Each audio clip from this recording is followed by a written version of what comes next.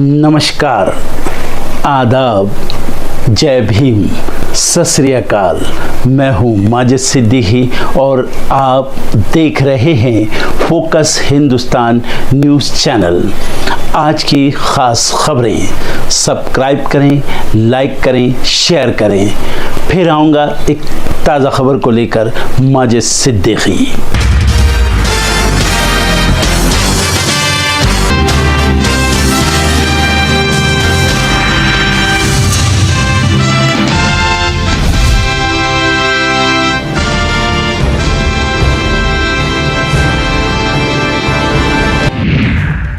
राहुल गांधी और प्रियंका गांधी आज वायनाड का दौरा करेंगे। 1 दिसंबर को रैली को संबोधित करेंगी प्रियंका गांधी। CWC की मीटिंग में कांग्रेस अध्यक्ष से बोले राहुल गांधी, खड़गे जी एक्शन लीजिए। महाराष्ट्र में अब तक खत्म नहीं हुआ सीएम के नाम पर सस्पेंस, शिंदे कर सकते हैं बगावत, आज मीटिंग होने के आसार। भुवनेश्वर का दौरा करेंगे पीएम मोदी, पुलिस महानिदेशकों के अखिल भारतीय सम्मेलन में लेंगे हिस्सा। आज तमिलनाडु के दौरे पर रहेंगी राष्ट्रपति द्रौपदी मुर्मू, वेलिंगटन के शिक्षकों, छात्रों और अधिकारियों को करेंगी संबोधित। NTR भरोसा पेंशन वितरण के लिए आज अनंतपुर जाएंगे आंध्र प्रदेश के मुख्यमंत्री चंद्रबाबू, स्थानीय ग्रामीणों से मिलने का भी है कार्यक्रम। संभल की शाही जामा मस्जिद की सर्वे रिपोर्ट पेश करने में देरी, अब 8 जनवरी को होगी अगली सुनवाई। संभल जाने पर आमादा सपा का प्रतिनिधिमंडल, डीएम ने मौके पर ही रोका, नेता विपक्ष माता प्रसाद पांडे के घर के बाहर पुलिस तैनात। दिल्ली की हवा जहरीली, मुंडका में आज AQI 604 दर्ज। दिल्ली में शीतलहर की दस्तक, पहाड़ों पर बर्फबारी का अलर्ट, तमिलनाडु में चक्रवात फेंगल मचाएगा तूफान। स्पेन सरकार ने कर्मचारियों के लिए पेड क्लाइमेट लीव की शुरुआत की, मौसम की आपात स्थिति में होगी मदद। तेजी से बढ़ रही बर्ड फ्लू महामारी, अमेरिका में डेयरी के जानवर निकल रहे संक्रमित। गजा पर इजरायली हमले जारी, 40 की गई जान, बाइडेन ने युद्ध विराम के दिए संकेत। नाइजीरिया में दर्दनाक हादसा, नाव पलटने से कम 27 लोगों की गई जान, दर्जनों लापता। पाकिस्तान में अहमदिया समुदाय की मस्जिद में तोड़फोड़, पुलिस ने कट्टरपंथियों के साथ मीनारें तोड़ी। चीन बन गया सोने की चिड़िया, खोज निकाला दुनिया का सबसे बड़ा स्वर्ण भंडार। विस्थापन के दौरान महिलाओं और लड़कियों के खिलाफ लिंग आधारित हिंसा का खतरा बढ़ा, UNHCR ने दी चेतावनी। अब कोहरे के कारण ट्रेनों की रफ्तार पर नहीं लगेगा ब्रेक, फॉग से निपटने के लिए रेलवे लगा रहा खास डिवाइस। उद्योगों को अक्टूबर में 8% अधिक कर्ज मिला, प्रमुख बुनियादी उद्योगों के उत्पादन की वृद्धि दर घटी। कच्चे पाम तेल का असर, FMCG कंपनियों ने 8% तक बढ़ाए साबुन के दाम, लागत का भार अब ग्राहकों पर।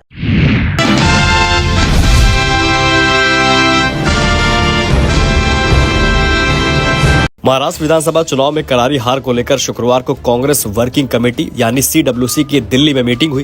कांग्रेस वर्किंग कमेटी की बैठक में कांग्रेस अध्यक्ष मल्लिकार्जुन खड़गे ने 2 टूक कहा है कि अब पार्टी में जवाबदेही तय करने का वक्त आ गया है।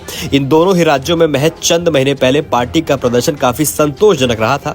शुक्रवार को हुई इस बैठक में खड़गे के अलावा तमाम सीनियर नेता प्रतिपक्ष राहुल गांधी और कांग्रेस के नवनिर्वाचित सांसद प्रियंका गांधी भी मौजूद थी। हालांकि बैठक खत्म होने से पहले ही राहुल और प्रियंका वहां से चले गए। मीटिंग में खड़गे ने पार्टी के जहां एक और निराशाजनक प्रदर्शन के लिए तमाम वजह गिनवाए, वहीं उन्होंने EVM का मुद्दा भी उठाया है। खड़गे ने कहा है कि पार्टी में अनुशासन की कमी और पुराने ढर्रे की राजनीति के जरिए जीत नहीं मिल सकती। कांग्रेस के भीतर आपसी गुटबाजी एक स्थायी भाव बन चुकी है। खड़गे ने इस ओर इशारा करते हुए कहा है कि आपसी एकता की कमी और एक दूसरे के खिलाफ बयानबाजी हमें काफी नुकसान पहुंचाती है। खड़गे ने कहा है कि जब तक हम एक होकर चुनाव नहीं लड़ेंगे, आपस में एक दूसरे के खिलाफ बयानबाजी बंद नहीं करेंगे, तब तक अपने विरोधियों को राजनीतिक शिकस्त नहीं दे पाएंगे। हमें हर हाल में एकजुट रहना होगा। वैसे तो पार्टी के पास अनुशासन का हथियार है, लेकिन हम नहीं चाहते कि अपने साथियों को किसी बंधन में डालें। कांग्रेस अध्यक्ष ने बैठक में एक बार फिर EVM पर सवाल उठाया है। उन्होंने कहा है कि EVM ने चुनाव प्रक्रिया को संदिग्ध बना दिया है। चुनाव आयोग को स्वतंत्र और निष्पक्ष चुनाव सुनिश्चित करना चाहिए। महाराष्ट्र विधानसभा चुनाव में कोई भी अंगणित परिणामों को सही नहीं ठहरा सकता। लोकसभा चुनाव में जिस तरीके से महाविकास आघाड़ी ने प्रदर्शन किया, उस हिसाब से विधानसभा के परिणाम देखकर चुनाव पंडित भी भ्रमित है। आपको बता दें, खरगे ने कांग्रेस की एक और बड़ी कमी की ओर इशारा करते हुए कहा है कि पार्टी अपने पक्ष के माहौल को नहीं बुला पाती। उनका कहना था कि चुनाव में माहौल हमारे पक्ष में था, लेकिन केवल माहौल पक्ष में होना भर जीत की गारंटी नहीं होती। हमें माहौल को नतीजों में बदलना सीखना होगा। उन्हें जीत के लिए भरपूर मेहनत के साथ साथ समयबद्ध तरीके से रणनीति बनाने और संगठन की मजबूती पर जोर दिया।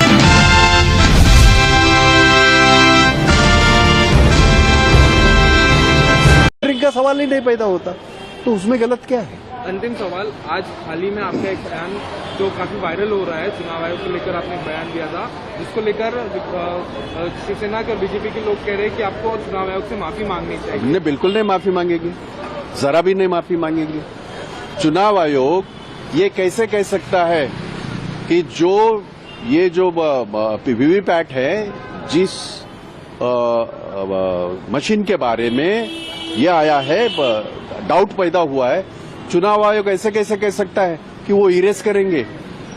तो हमारा तो इसका मतलब यही हुआ कि वो इनके प्रधानमंत्री हो या जो भी नेताओं के दबाव में आके अगर वो काम कर रहा है, तो बिल्कुल मेरा कहना सही है और बिल्कुल हम माफी नहीं मांगेंगे। चुनाव आयोग क्या आसमान से आया क्या? इस देश का लोकतंत्र ज्यादा पुख्ता करने के लिए, मजबूत करने के लिए चुनाव आयोग है। किसी की ये जी हुजूरी करने के लिए नहीं, ये जो जी हुजूरी कर रहे हैं इसके लिए हमने कहा, और मैं कायम हूं, मैं जो कह रहा हूं उसके ऊपर कायम हूं कि चुनाव आयोग को अपना काम जो टीएन सेशन ने किया वैसे काम करना चाहिए। इस तरह की जी हुजूरी नहीं चलेगी, इससे लोकतंत्र हमारा बदनाम हो रहा है तुम्हारे वजह से।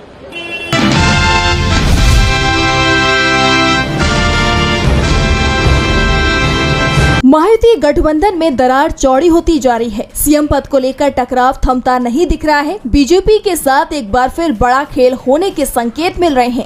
मुंबई में महायुति की बैठक बुलाई गई थी, लेकिन अचानक ही इसे रद्द करने की खबर आ गई, क्योंकि एकनाथ शिंदे महायुति की बैठक को छोड़कर सतारा चले गए। सतारा में शिंदे का पैतृक आवास है। अब उनके मुंबई वापस आने पर ही बैठक होगी। फिलहाल जो जानकारी सामने आ रही है उसमें शिंदे के 30 नवंबर को भी लौटने की संभावना नहीं है, यानी अब महायुति की बैठक 1 दिसंबर को हो सकती है, जिसके चलते 2 दिसंबर को सीएम पद की शपथ का कार्यक्रम भी टाल दिया गया। अगर सब कुछ ठीक रहता है तो नई सरकार 5 दिसंबर को शपथ ले सकती है। इससे पहले महायुति के तीनों बड़े नेताओं सीएम शिंदे, बीजेपी नेता देवेंद्र फडणवीस और एनसीपी प्रमुख अजीत पवार की दिल्ली में अमित शाह के साथ करीब 3 घंटे की मैराथन बैठक हुई थी। बैठक के बाद तीनों नेता मुंबई लौट आए। इसी बीच एकनाथ शिंदे के शरद पवार गुट के नेता जितेंद्र आह्वाड के साथ मुलाकात की खबर भी सामने आ रही है। आह्वाड ने ये मुलाकात सीएम आवास में की है। शिंदे के सतारा जाने से ठीक पहले ये मुलाकात हुई है। दावा किया जा रहा है कि शिंदे को आह्वाड ने शरद पवार का संदेश दिया है। दोनों नेताओं में क्या बात हुई ये अभी सार्वजनिक नहीं की गई है। इस बीच खबर आ रही है कि एकनाथ शिंदे ने अमित शाह के साथ हुई बैठक में सीएम पद छोड़ने के बदले कुछ डिमांड कर दी है और शाह ने शिंदे को इस पर कोई आश्वासन नहीं दिया है, जिसके चलते सरकार गठन में पेच फंसा हुआ है। आपको बता दें कि महाराष्ट्र में 23 नवंबर को चुनाव नतीजे आए थे। राज्य की 288 सीटों में से महायुति को 230 सीटों पर जीत मिली थी। चुनाव नतीजे आने के बाद बीजेपी ने एकनाथ शिंदे को सीएम पद देने से इनकार कर दिया था, जिसके बाद से गठबंधन में टकराव बना हुआ है।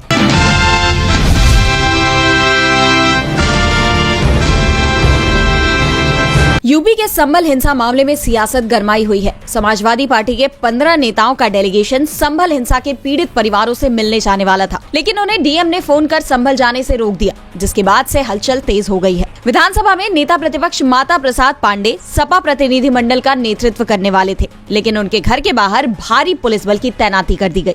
सपा डेलीगेशन को रोके जाने पर अब सपा मुखिया अखिलेश यादव की प्रतिक्रिया आई है। अखिलेश ने एक्स पर पोस्ट किया कि प्रतिबंध लगाना भाजपा सरकार के शासन, प्रशासन और सरकारी प्रबंधन की नाकामी है। ऐसा प्रतिबंध अगर सरकार उन पर पहले ही लगा देती, जिन्होंने टकराव करवाने का सपना देखा और उन्मादी नारे लगवाए, तो संभल में सौहार्द शांति का वातावरण नहीं बिगड़ता। अखिलेश ने आगे कहा कि बीजेपी जैसे पूरी की पूरी कैबिनेट एक साथ बदल देती है, वैसे ही संभल में ऊपर से लेकर नीचे तक का पूरा प्रशासनिक अमला निलंबित करके उन पर साजिशन, लापरवाही का आरोप लगाते हुए सच्ची कार्रवाई करके बर्खास्त भी करना चाहिए और किसी की जान लेने का मुकदमा भी चलना चाहिए। बीजेपी हार चुकी है।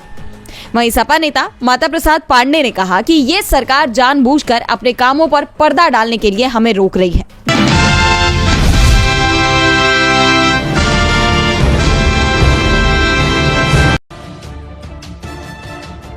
झारखंड चुनाव जीतने के बाद जेएमएम भाजपा को बड़ा झटका देने का प्लान बना रही है। जेएमएम ने उन नेताओं को अपनी पार्टी में वापस लाने की एक लिस्ट बनाई है जो चुनाव से पहले उनकी पार्टी छोड़कर चले गए थे और इस लिस्ट में पूर्व सीएम चंपई सोरेन का नाम सबसे ऊपर है। चंपई सोरेन वर्तमान में सरायकेला विधानसभा सीट से विधायक है। चंपई झारखंड के पूर्व सीएम और जेएमएम के संस्थापक सदस्य रहे हैं। इस बार आदिवासियों के लिए आरक्षित 28 में से सिर्फ एक सीट पर जेएमएम गठबंधन को हार का सामना करना पड़ा है। वो सीट चंपई सोरेन की सरायकेला है। जेएमएम के लिए चंपई सोरेन एक बड़े वोट बैंक की तरह माने जाते हैं और अब हेमंत अपने नेताओं की घर वापसी का प्लान बना रहे हैं। झारखंड चुनाव के बाद जेएमएम के राष्ट्रीय महासचिव सुप्रियो भट्टाचार्य ने उनकी वापसी को लेकर बयान दिया है। सुप्रियो ने कहा कि अगर चंपई दादा आना चाहते हैं तो हम उनका स्वागत करेंगे। जेएमएम का दरवाजा उनके लिए खुला रहेगा। तो वहीं देखा जाए तो चुनाव प्रचार के दौरान भी हेमंत सोरेन चंपई पर हमलावर नहीं रहे। दूसरी ओर पूरे चुनाव में चंपई भी हेमंत और सोरेन परिवार पर निजी हमला करने से बचते नजर आए। तो वहीं सूत्रों से मिली जानकारी के मुताबिक जेएमएम द्वारा चंपई सोरेन को 2 ऑफर दिए जाने की बात सामने आई है। चंपई सोरेन को झारखंड मुक्ति मोर्चा दिल्ली की राजनीति का ऑफर देकर उनकी सीट सरायकेला से उनके बेटे को विधायक बनवा सकती है। चंपई सोरेन के बेटे बाबूलाल सोरेन घाटशिला सीट से इस बार बीजेपी के सिंबल पर उतरे थे, लेकिन चुनाव हार गए थे। चंपई पहले की तरह ही जेएमएम में शामिल होकर हेमंत सोरेन की सरकार में मंत्री बन जाए और अब कहा जा रहा है कि हेमंत सोरेन ममता बनर्जी की तरह अपने सभी दिग्गज नेताओं की वापसी कराने में जुटे हैं। आपको बता दें कि ये पहली बार नहीं है कि जेएमएम को अलविदा कहकर भाजपा में शामिल हुए नेताओं को वापस लाया जा रहा हो। इससे पहले भी कई बार ऐसा हुआ है। साल 2014 के चुनाव में साइमन मरांडी और हेमलाल मुर्मू झारखंड मुक्ति मोर्चा छोड़ बीजेपी में चले गए थे। दोनों नेताओं की गिनती जेएमएम के भीतर कद्दावर नेताओं में होती थी। 2019 से पहले जेएमएम ने दोनों नेताओं की वापसी करा ली। हाल ही में बहरगोड़ा विधानसभा से पूर्व विधायक कुणाल शाडंगी की वापसी हुई है। शाडंगी को एक वक्त में हेमंत सोरेन का करीबी माना जाता था। 2019 के विधानसभा चुनाव से पहले शाडंगी जेएमएम छोड़कर बीजेपी में शामिल हो गए थे। झारखंड मुक्ति मोर्चा छोड़ बीजेपी में शामिल होने वाले नेताओं की एक लंबी लिस्ट है। शिबू सोरेन की बड़ी बहू सीता सोरेन लोकसभा से पहले बीजेपी में शामिल हो गई थी। सीता दुमका से लोकसभा और जामताड़ा से विधानसभा चुनाव हार चुकी है। इसी तरह विधानसभा चुनाव से पहले बोरियो विधायक लोबिन हेम्ब्रम भी जेएमएम छोड़कर बीजेपी में शामिल हो गए थे। हालांकि हेम्ब्रम भी बोरिया सीट से चुनाव नहीं जीत पाए। लिट्टीपाड़ा सीट से पूर्व विधायक दिनेश विलियम मरांडी भी जेएमएम छोड़कर बीजेपी में शामिल हो गए थे। बीजेपी लिट्टीपाड़ा में भी नहीं जीत पाए। अब देखना ये होगा कि क्या चंपई सोरेन जेएमएम के इस ऑफर को स्वीकार करके फिर से जेएमएम का दामन थामते हैं या नहीं। आपकी इस पर क्या राय है, हमें कमेंट में जरूर बताइएगा।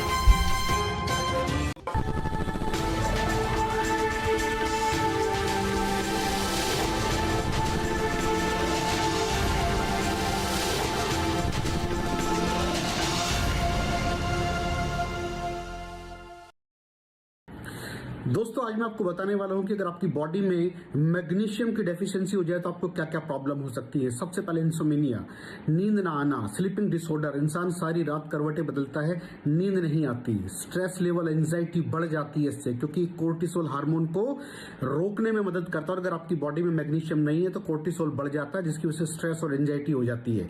मूड स्विंग्स, इंसान को पता नहीं चलता उसके मूड स्विंग्स होते हैं, थोड़ी थोड़ी देर में गुस्सा आना, थोड़ी थोड़ी देर में चिड़चिड़ापन होना, क्योंकि ये सेरोटोनिन हार्मोन को बढ़ने में मदद करता है। अगर आपकी बॉडी में less magnesium is equal to less serotonin, और सेरोटोनिन हैप्पीनेस का हार्मोन है। अलावा इसके ये फटीग को भी कम करता था। अगर आपकी बॉडी में मिनरल डेफिशिएट है, अगर आपकी बॉडी में मैग्नीशियम नहीं है तो आपको थकावट बहुत जल्दी फील होगी, जरा सा काम करती है आपकी बॉडी थक जाएगी।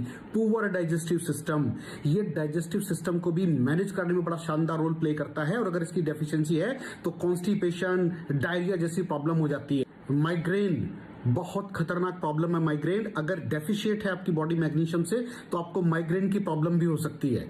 ब्लड प्रेशर, अगर आपकी बॉडी में मैग्नीशियम कम है तो आपको ब्लड प्रेशर की प्रॉब्लम हो सकती है।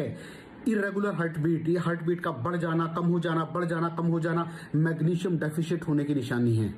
ऑस्टियोपोरोसिस, बोन हेल्थ वीक हो जाती है, क्योंकि आपकी बॉडी का 60% जो मैग्नीशियम है वो आपकी बोन्स के अंदर होता है। अगर आप बाहर से मैग्नीशियम नहीं ले रहे हैं तो आपकी बॉडी जो है वो हड्डियों में से लेना शुरू कर देती है, जिसकी वजह से ऑस्टियोपोरोसिस की प्रॉब्लम भी हो सकती है, आपकी हड्डियां कमजोर हो जाती हैं। और मसल क्रैम्पिंग, मसल क्रैम्प, नस पे नस का चढ़ जाना, मसल्स पे अकड़ जाना, बिल्कुल चलना मुश्किल हो जाता है। तो मसल क्रैम्पिंग भी तभी होती है जब आपकी बॉडी में मैग्नीशियम की डेफिशिएंसी हो। और दोस्त, हमारे यहाँ 90% से ज्यादा लोग मैग्नीशियम डेफिशिएंसी के शिकार हैं। कहां से मिलेगा मैग्नीशियम, कितनी मात्रा में लें, किस क्वालिटी का लें? तो उसका जवाब है वेस्टीज प्राइम CMD।